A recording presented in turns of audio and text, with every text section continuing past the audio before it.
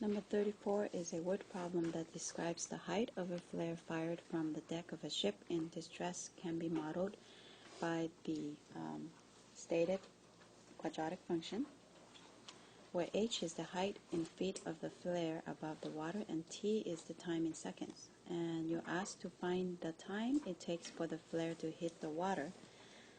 So the first thing we need to understand is when the flare hits the water, that is when h is actually equals to 0.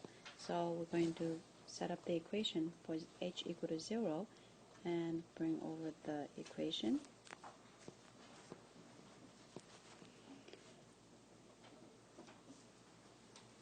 Next, you should notice that there is a common factor of -8 that we could factor out between all three terms. So that leaves us 2t squared minus 13t minus 7. And then we're going to factor the quadratics into two parentheses. And we can use the two-column method to factor this. To get 2t squared, we can have 2t times t. And to get 7, the only way that we can get that is 1 and 7. And we want -13, so let's make the 7 negative. And we're going to test to see if this works. So we're going to cross multiply 2t times -7 is going to give us 14, -14t. And then cross multiply the other one, t times 1 is t, so that will give us -13t.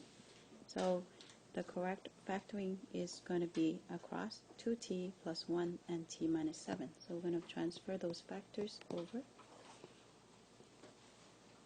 Finally, we're going to set these two factors that have the variable t inside equal to 0 individually, and we're going to solve for t. So the first one is 2t plus 1, which gives us 0. Subtracting 1, 2t equals -1 divided by 2, that gives us t of -1/2. And the next factor is t minus 7 equal to 0. We will add 7, and t equals 7. Since we're talking about time, it cannot be negative, so the -1/2 will not work. So the answer is the time will be 7 seconds.